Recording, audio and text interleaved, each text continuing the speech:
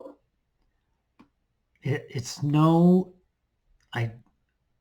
surprise to anyone who knows me that I am anti-Republican.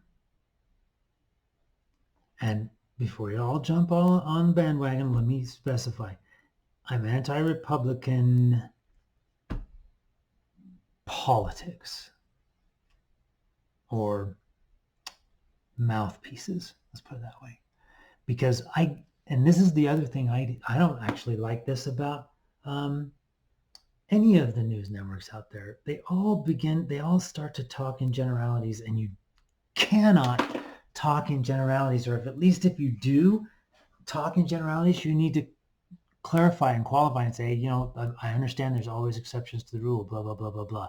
But most of, you can't say all Republicans are evil, money grubbing bastards. You can't. Because I know quite a few Republicans who are my friends. They're awesome, decent, loving people. They're just interested in being conservative on things, right? There's nothing wrong with that. Don't overspend to the point where we run into huge amounts of debt. That makes sense. Balance a budget, right? Don't overreach government into state issues. There's a reason we established states and federal districts and blah blah blah. This where conservatism went wrong, or where it was allowed to go wrong, was when the party people, not the voters who list themselves as Republicans, but the party people began to embrace religious fanatics. Religious fanatics and rich, spoiled brat fanatics. Because then it became less about how are we going to balance budget thingies and rein in, government spending, and more about how are we going to keep gay people from getting married, and how are we going to keep workers earning only $7 something an hour so that us richer people can get richer and richer and richer. That's unfortunately what happened to the party. And now we have all these wonderful people who continue to just be Republican because that's all they've ever been. They've always been Republican. 2016, when this asshole was elected, one of my coworkers at the time came and tried to explain that they didn't have anything against me. They've just always voted Republican. Their family voted Republican, so they just voted Republican. What the hell is wrong with you people? You see, I have never been a party. So yeah, okay, I'm anti-Republican. Guess what? I'm also anti-Democrat. Democratic mouthpieces. I hate Nancy Pelosi. I think she probably did some really awesome things. No, she definitely did some awesome things when she was younger. But you know what happened? She got old and comfortable with rich donors. And if you think she is ever going to look out for you in the ways of like nationwide healthcare and stuff like that, you're dreaming. She's not going to do it. Biden's not going to do it. It's not going to happen. But that's who we've got now. Anyway, back to Facebook. That's why I'm leaving Facebook. Probably one of the biggest reasons I'm leaving Facebook is because Facebook not only allows, but promotes these unbelievably stupid and completely wrong and easily countered, unverified, whatever, news. I was going to do this because I was at the grocery store the other day and I was looking for one and I saw one and I was like, God, I just don't want to bring myself to spend the money to pick it up off the shelf. I remember when I was younger and we're going through high school and we'd go to the grocery store and you go to the checkout line and there were the mags, not even the mags, the newspaper gossip rags, National Enquirer and the Globe or whatever. And you would see on the headline on the National Enquirer, human head transplants now possible. And you would laugh because the National Enquirer was trash. And everybody knew the news in there was a joke. Except there were a couple of people that bought it. The conspiracy nuts. Nuts, mind you. I'm not saying there aren't conspiracies, but when you start reaching into lizard people that are disguised as our leaders and you start thinking about how the moon landing didn't happen and all this other stuff, okay. I can't even begin to measure the or even fathom the amount of stupidity that those kinds of statements take to believe in, let alone say. But we've gone from seeing the National Enquirer on the newsstands and having a little giggle to reading it every damn day in Facebook and going, oh, did you know? Did you know that the coronavirus was a plandemic? Oh my God. That one persisted for I don't know how long in my feeds, people putting that up as, oh, I never knew until I listened to this. And all I could think of was, you are so stupid, because you know what happens?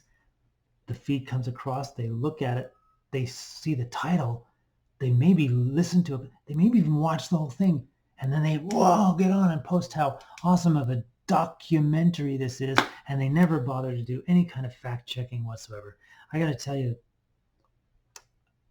anything I ever hear on any kind of social network or even the news, CNN, MSNBC, CBS, ABC, NBC, Fox, any of them, I always take whatever I hear and I immediately jump online, quick couple of type presses, factcheck.org, politifact.org, I think, Snopes.com, three of the best places I go to. I type in what they're talking about, and within seconds, I've got both, the whole story laid out now. Of course the pandemic was fake. The lady was freaking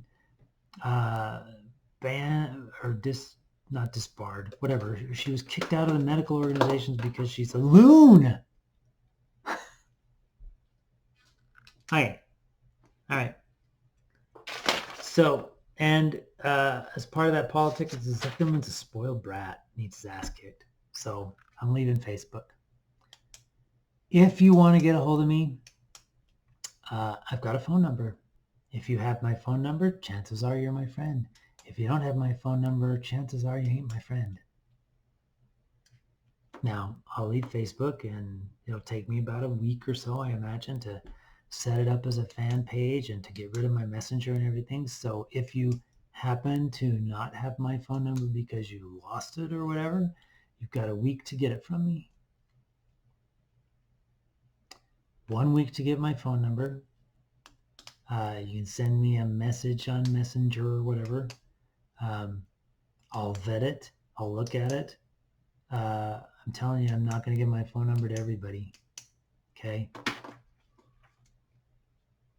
I'm going to be very super cautious about who I pick out as a friend. Okay? There may even come a time when I just change my phone number altogether, which will really be sad because I've had that phone number for decades.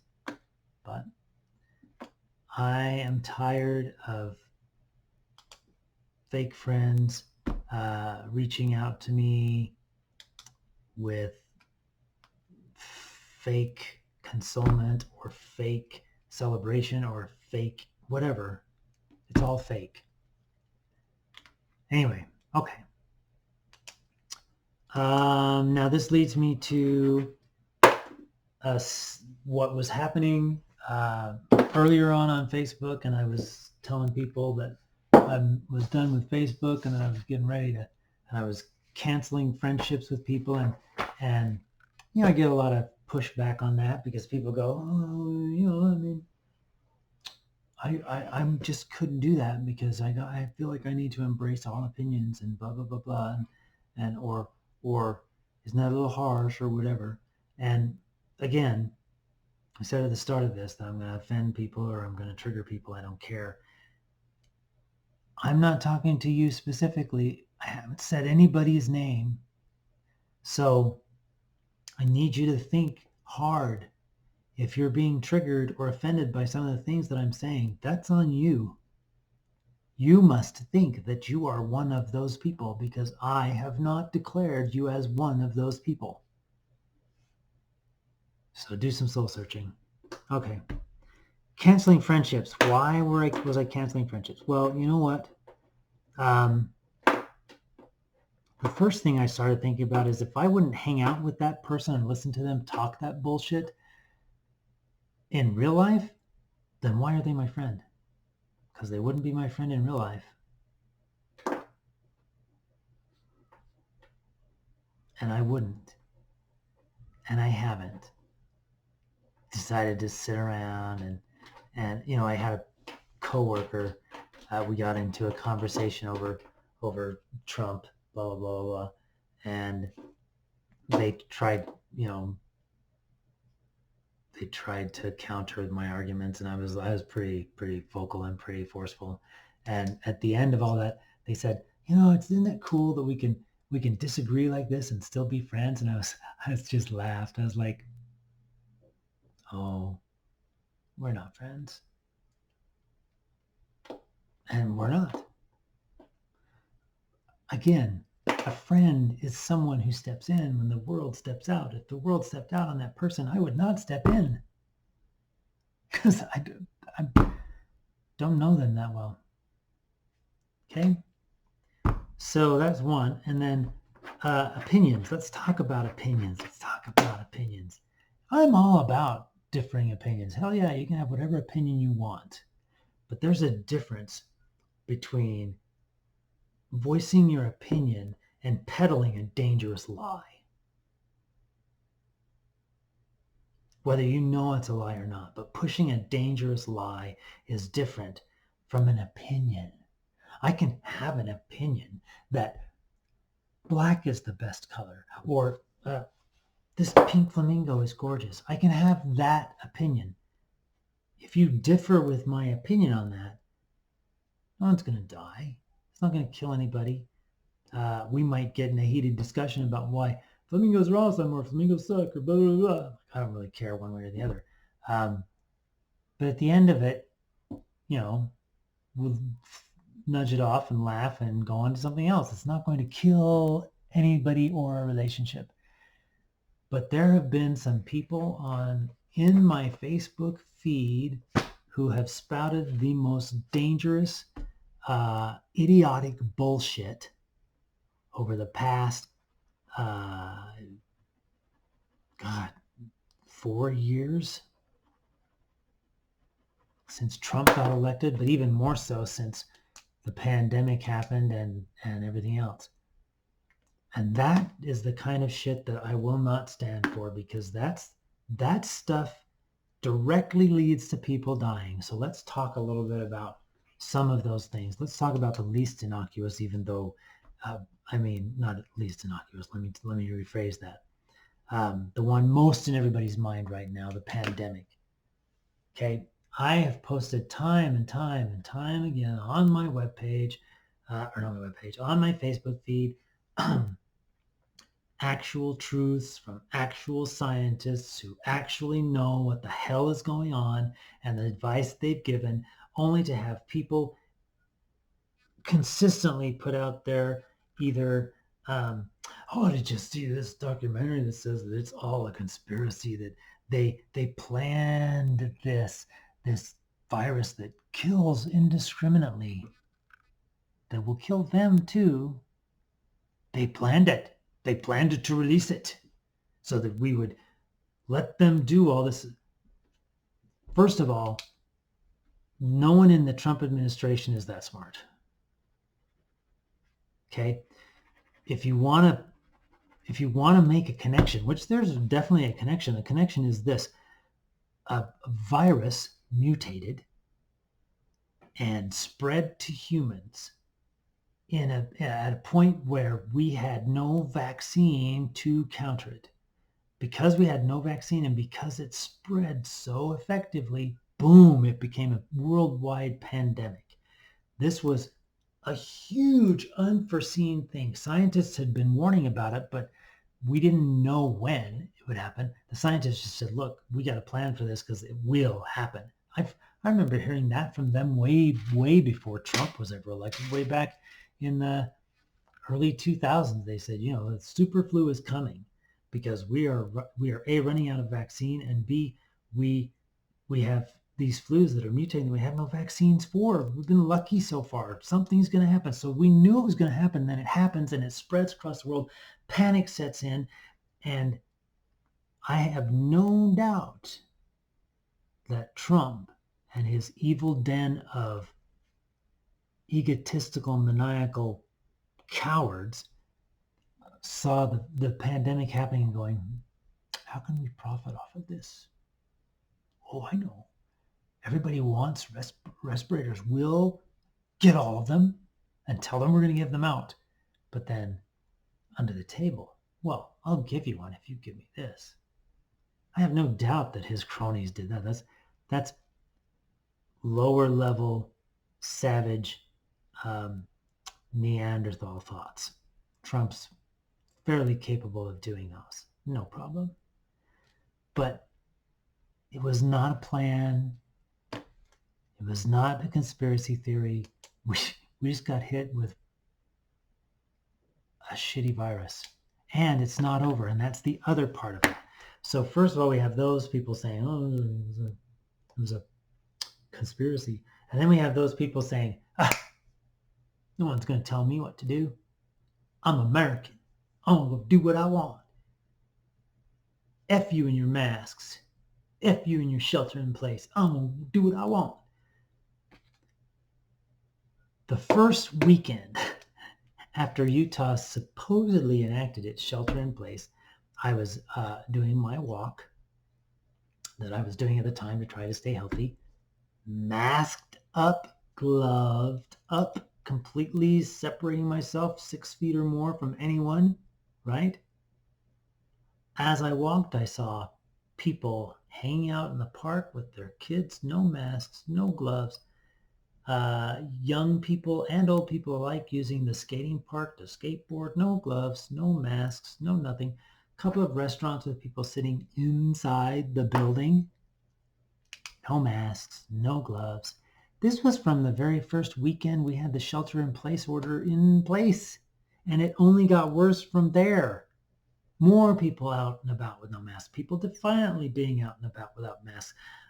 When I started using the bike to try to go a different path where there was no more people, I saw people literally ripping apart the caution tape on parks and going in and sitting on the table like that. Like, I dare you to come and move me. And we didn't do anything about it. Where were the police? Am I saying they should be arrested? Hell yeah, I am. I'm saying they should be arrested, ticketed, and released and set for a court date. And if they keep doing it, I think they should spend time in jail. Because here's the problem with that. It's not your right. It's not your right to go out and endanger the public. That's not your right. We do have lots of rights. We're probably the most free country out there, as people say. We have the right to free speech. We have the right to say whatever idiotic thing we want or think whatever idiotic thing we think. But we don't have a right to put the public in danger. It's why that whole freedom of speech thing, yeah, I can say whatever I want except for yell fire in a crowded theater. I can't do that. Same thing goes for this shelter in place. And yet, here we are, not quite a month later, maybe a little over a month later, and we've already soft opened the state. If you've been out and about, you know that soft open is bullshit. Everybody's back out. And very few people are wearing masks. I applaud those who are, but very few people are wearing masks. The pollution has started to come back into the valley. You can see it smothering us again in a sickly brown aura of trash. Lines are hella long at supermarkets and nobody's observing physical distancing. There are a few stores who are really good at maintaining it and making sure that it happens, but still there's people who, the general public, who don't give a shit. They'll stand in line, right? And they'll be, oh, I'm so observant. I've got my gloves and I've got my face mask. I'm good. Can I go into your store? And they let them into the store. And as soon as they're down and around the aisle, or as soon as they think no one's watching, all of it comes off and they're in there. People, we don't have a vaccine yet. We're a long ways off from a vaccine. And the heat is not going to kill it. Fake, stupid idea. The heat is not going to kill it. It is going to mutate. Just because you've had it once doesn't mean you can't get it again. They've already had some people who have had it once and gotten it again. It does kill people, quite a few. Actually, it's still killing people. And in fact, Utah's numbers have never, ever flattened. Ever. We look at them, look at the data. We've always gone up. And I'm telling you, a little dip in a day, that's not flattening. That's an anomaly. So those kinds of ideas that lead to the deaths of more people, hell yeah, I'm going to cancel that as a friendship because you're A, stupid, and I've lost patience for stupid. And B, you don't care about anybody but yourself. You're selfish. I don't like selfish people. I would never have a selfish person as a friend. Well, that I know of. They might be selfish when they're not with me. I don't know. But I would never choose to have an actively selfish person, especially someone so selfish that they don't care about people dying, as a friend. So that's one reason. The other reason is people who support Trump. I'm absolutely 100% going to cancel any friendship I have with anybody who supports Trump. And you may go, why? I voted Republican. And I voted Republican. Or I voted for Trump because he said he was going to do this. That's called a one-trick pony or a one-issue candidate. Well, let me give you a little. So your issue, I don't know what your issue was. Maybe your issue was, I want to get rid of Obamacare, which he didn't. Or I wanted to bring back our manufacturing jobs, which he hasn't. I really want him to improve the economy, which in truth he has not. All the statistics that are based on the stock, and who the hell cares about the stock exchange? I have stock, but I don't care. It's not making me, anyway, it's making me richer, but it's not what I care about. Okay. Oh my God. Why am I so anti anybody who's voted for Trump? Because in your race to have him hit that one issue for you, damn it, I only care about that one thing. You have ignored the following. Okay. Trump, since going into office, has been extremely prolific at,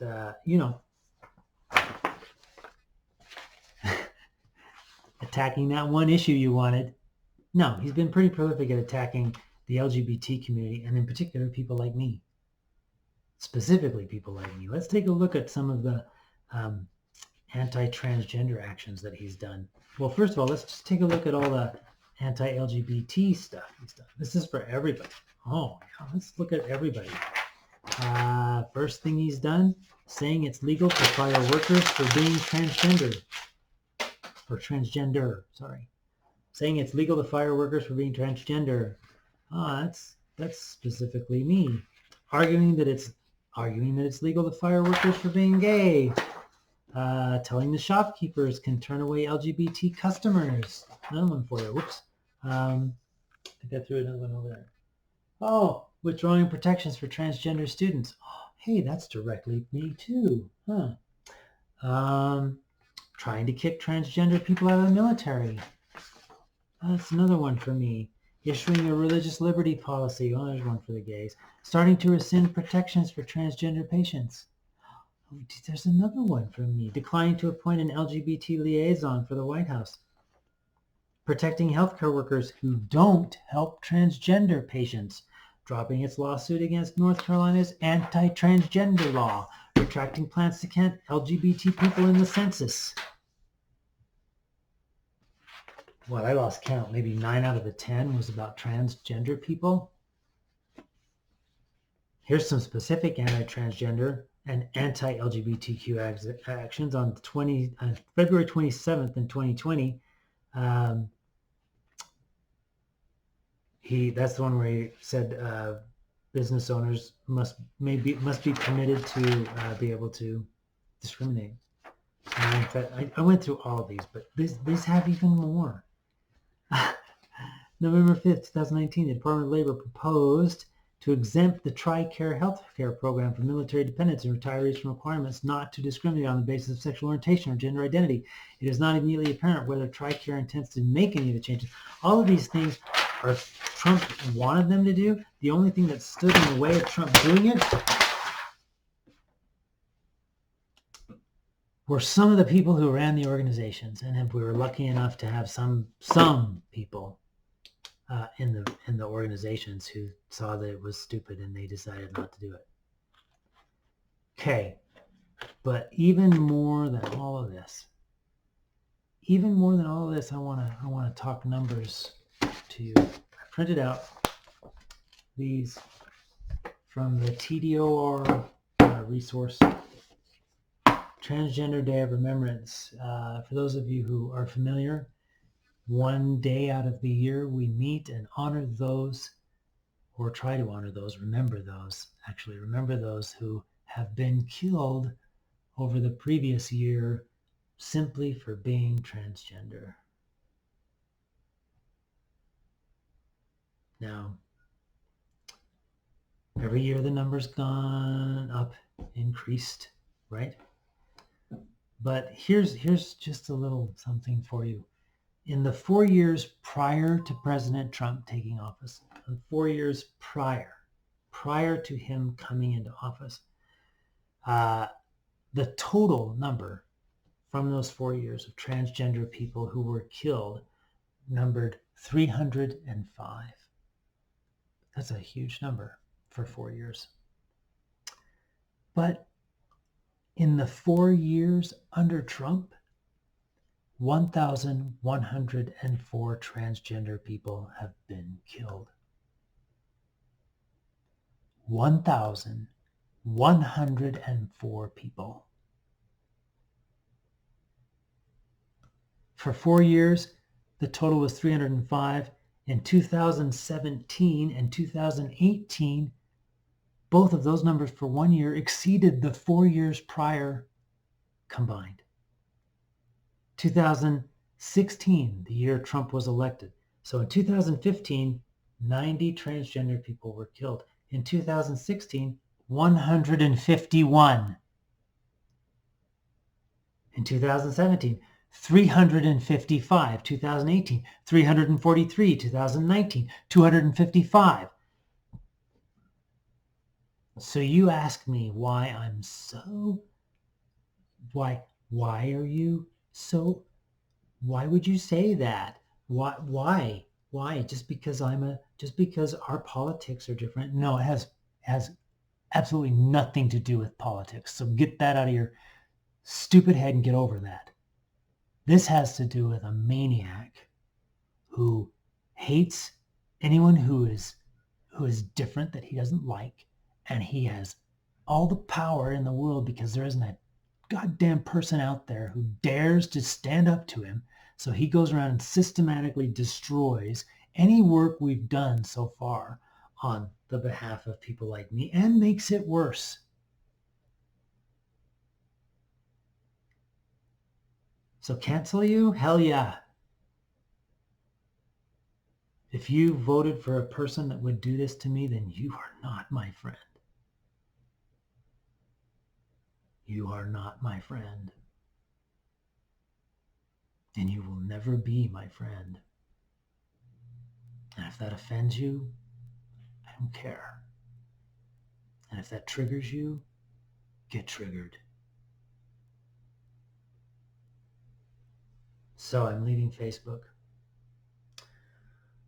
I will continue to make YouTube videos, and I will continue to post those YouTube videos on Facebook as a fan page, so you can follow me, you can see what I'm up to, you can hear me do rants like this, but I'm not even going to enable the comments. You know what, I'm not going to disable the comments on my YouTube channel, just I don't read them.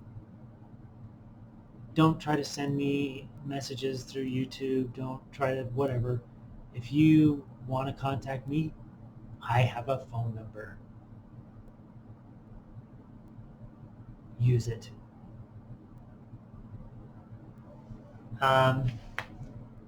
I'm going to stop there because this is almost an hour long. And I could go on. I'm going to do another one. I've decided I was going to add it to this one, but I just flat out ran out of time. I'm going to do another video coming up here. Again, kind of a continuation of this. It'll be basically informing on why we don't really have movements that matter anymore. It's just, and a lot of that has to do with Facebook and our social networks too. I'll tell you why in a video coming up. Anyway, that's it for now.